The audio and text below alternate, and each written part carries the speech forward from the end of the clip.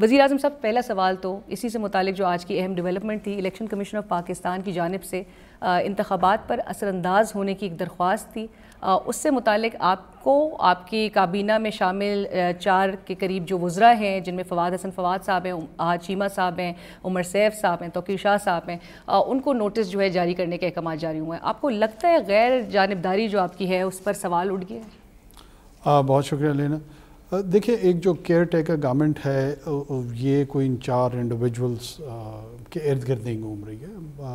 Of course it is led by my self, اور 4 صوبوں میں ہمارے جو ارینجمنٹ یا اسٹیبلشمنٹ موجود ہے آف کیئر ٹیکر گورنمنٹ.